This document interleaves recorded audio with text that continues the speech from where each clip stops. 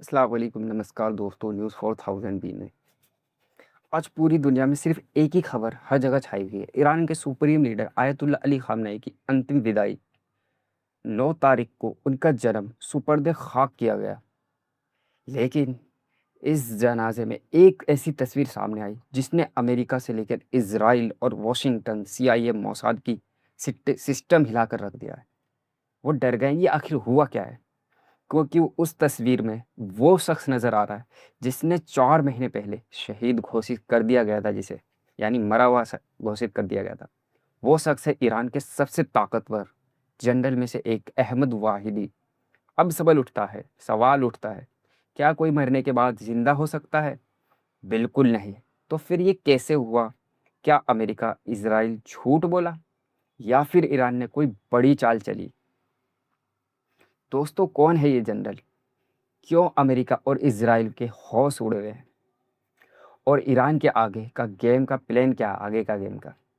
तो बिना देर किए चलिए शुरू करते हैं। दोस्तों, 9 तारीख को ईरान की सड़कों पर इतिहास का सबसे बड़ा जनाजा निकला। ईरानी सरकार ने इसे दुनिया का सबसे बड़ा अंतिम संस्कार बताया। रिपोर्ट्स के मुताबिक 2 से 4 करोड़ लोग सड़क पर, भीड़ उमड़ पड़ी, बहुत लोग आए। इतने लोगों को देखना अपने आप में हैरान करने वाली बात थी।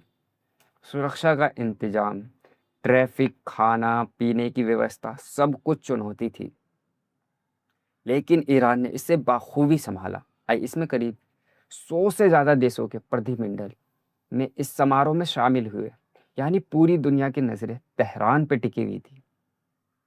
लेकिन सबसे बड़ी बात, जब ताबूत आगे बढ़ रहा था तभी एक तस्वीर ने सबका ध्यान खींचा, खासकर इसराइल का, अमेरिका का। उस तस्वीर में अली खामनेई के ताबूत के ठीक सामने एक शख्स बैठा था जो वर्दी में था और पूरी गंभीरता के साथ जनाजे में शामिल था। ये शख्स था जनरल अहमद वाहिदी। लेकिन हैरानी की बात यह है कि इस जनरल को 4 महीने पहले इसराइल ने मारने का दावा किया था। अमेरिका ने भी इसकी पुष्टि की थी। तो क्या ये कोई चमत्कार है? नहीं दोस्तों, ये कोई चमत्कार नहीं है, बल्कि ईरान का एक मास्टर स्ट्रोक रणनीति है जिसने पूरे पश्चिमी प्रोपेगेंडा को हिला कर रख दिया है, ध्वस्त कर दिया है। अब जानते हैं आखिर ये जनरल वाहिदी है कौन, जिससे अमेरिका और इसराइल और खासकर सीआईए, मोसाद, सबके तोते उड़े हुए हैं। और इतना डरते क्यों हैं? जनरल अहमद वाहिदी ईरान के रिवोल्यूशनरी गार्ड यानी आईआरजीसी के कमांडर इन चीफ हैं। आईआरजीसी सिर्फ सेना नहीं, बल्कि ये ईरान की सबसे ताकतवर और सबसे खुफिया और सबसे प्रभावशाली सैन्य संस्था है। आईआरजीसी के पास मिसाइलें हैं, ड्रोन है, हैकर है और पूरे मिडल ईस्ट में उसका नेटवर्क फैला हुआ है पूरी तरफ से, चारों तरफ से। और इस पूरे तंत्र का सर्वोच्च कमांडर होता है आईआरजीसी का चीफ। वाहिदी सिर्फ एक जनरल नहीं, बल्कि अली खामनेई के सबसे करीबी लोगों में से एक थे। खामनेई जो भी फैसला लेते थे उसमें उसमें वाहिदी की राय अहम होती थी। 8 फरवरी 2025 को जब इसराइल ने ईरान पर बड़ा हमला किया, उसमें आईआरजीसी की टॉप लीडरशिप और खुद अली खामनेई शहीद हो गए। ये हमला इतना भीषण था कि माना गया कि ईरान की कमान पूरी तरह खत्म हो गई, यानी ये उनके टॉप कमांडर मारे गए बहुत सारे। लेकिन ये निकल रहा है, ये कोई चमत्कार नहीं। लेकिन ईरान का सिस्टम ऐसा बना है कि वो कभी बिना लीडर के नहीं रहता, क्योंकि उनके नीचे बहुत रहते हैं। एक को हो जाए दूसरा आ जाता है, ऐसा सिस्टम बना रखा है। हम आगे विस्तार में समझेंगे ये सिस्टम कैसे काम करता है। लेकिन पहले ये जान लें, 1 मार्च को यानी हमले के अगले ही दिन जनरल वाहिदी को आईआरजीसी का कमांडर चुना गया नया। हालांकि तब वो सार्वजनिक नहीं थे, क्योंकि उनकी जान को खतरा हो सकता था, या जान को खतरा था उस टाइम। इसराइल ने तुरंत फेक न्यूज़ फैलाई, हमने वाहिदी को भी मार दिया।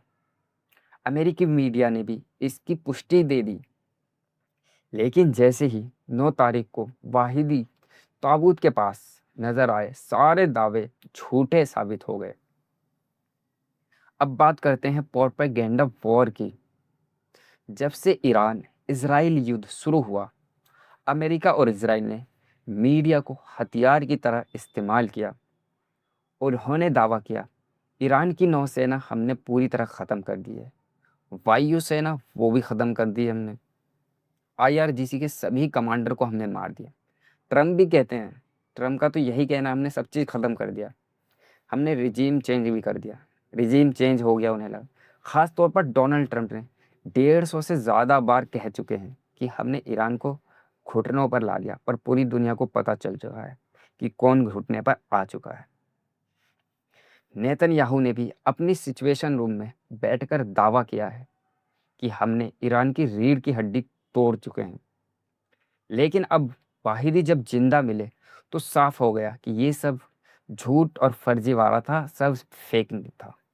असली बात यह है कि वाहिदी 8 फरवरी से ही अंडरग्राउंड थे, यानी वो एक ऐसे सुरंग में छिपकर थे जो पूरी सेना की कमाल संभाल रहे थे, वही रास्ता दिखा रहे थे। उनके नेतृत्व में ही ईरान ने कई जगह हमला किया, मिडल ईस्ट में भी सारी जगह हमला उनके इशारों पे हुआ।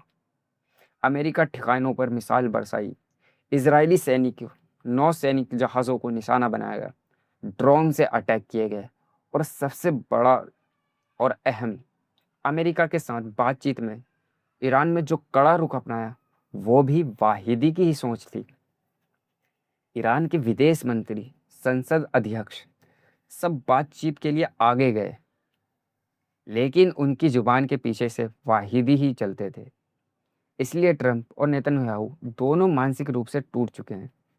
ट्रंप की तो हालत ही खराब है।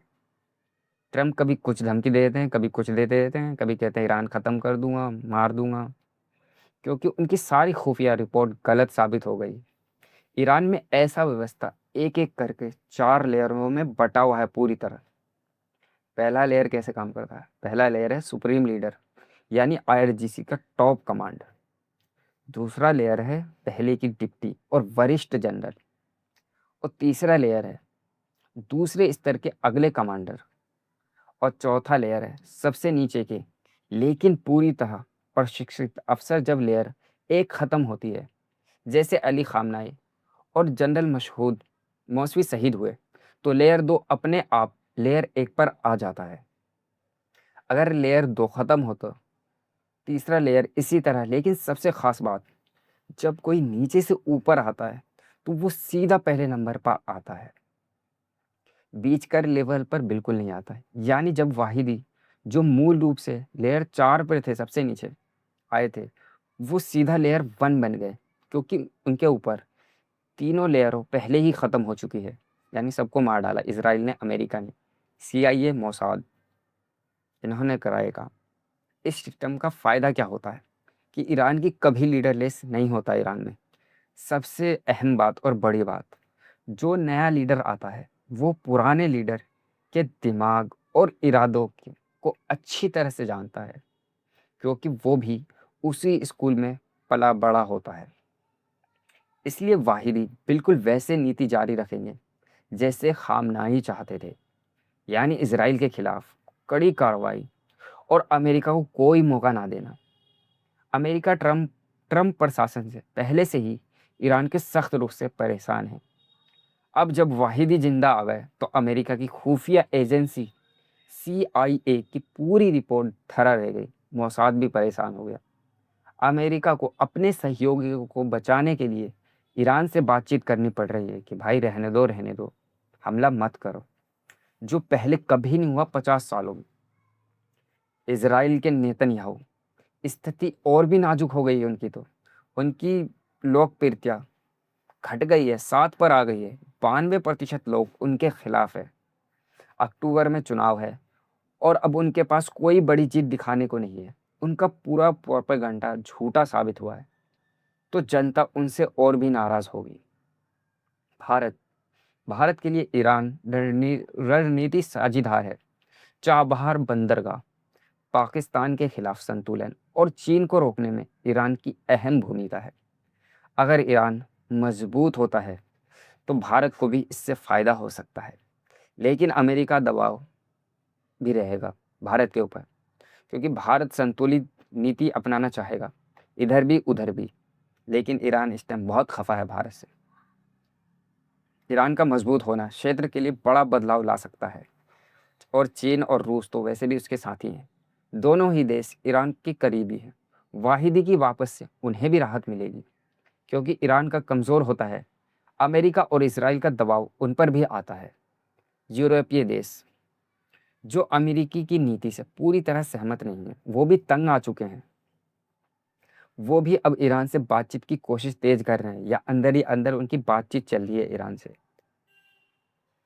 अब सबसे अहम सवाल, आगे क्या होगा। जनरल वाहिदी ने पहले ही ऐलान कर दिया है कि हम इसराइल को निपटारा करेंगे और अमेरिका को कड़ा सबक सिखाएंगे।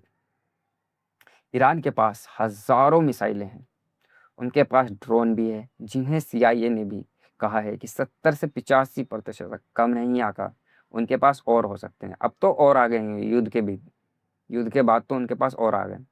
ईरान अब बातचीत में अपनी शर्तों पर अमेरिका को राजी कर रहा है। आने वाले दिनों में 3 संभावनाएं हो सकती है। पहला संभावना हो सकता है कि युद्ध बढ़ेगा या रुकेगा। युद्ध और बढ़ेगा अगर इसराइल ने कोई और स्ट्राइक की, तो ईरान पूरी ताकत से जवाब देगा। और दूसरा बड़ा समझौता, अमेरिका मजबूर होकर ईरान के साथ कोई बड़ी डील करे जिसमें ईरान का फायदा हो। तीसरा रिजीम चेंज का ख्वाब टूटा। अमेरिका इसराइल की पुरानी कोशिश विफल हो गई, यानी फेल हो गए, और अब वो सोचेंगे कि कोई दूसरा रास्ता निकालें। लेकिन एक बात तो पक्की और साफ है, ईरान अब कमज़ोर नहीं है, और वाहिदी की वापसी ने उसकी सेना और आम नागरिकों का हौसला बढ़ा दिया है। ईरानी सड़कों पर जश्न का माहौल है। लोग रात को नाच रहे हैं, क्योंकि उन्हें लग रहा है कि उनका नेता फिर से उनके बीच आ चुका है। तो दोस्तों, ये जिसने अमेरिका और इसराइल के 4 महीने का प्रोपेगेंडा का खाक में मिलाकर रख दिया। तो दोस्तों, हमने जाना कौन है जनरल वाहिदी, जो इतने ताकतवर, इतने खतरनाक है। क्यों उन्हें मरा बताया गया इसराइल की तरफ से और अमेरिका की तरफ से। ईरान का 4 लेयर सिस्टम कैसे काम करता है, ये तो हमने आपको बता दिया। और इसका भारत, अमेरिका, इसराइल और पूरी दुनिया पर क्या असर होगा। अगर आपको ये वीडियो पसंद आई हो तो कमेंट्स में अपनी राय ज़रूर दें। मैं आपके लिए अपडेट्स लाता रहूँगा। चलिए, मिलते हैं आपसे नेक्स्ट वीडियो में।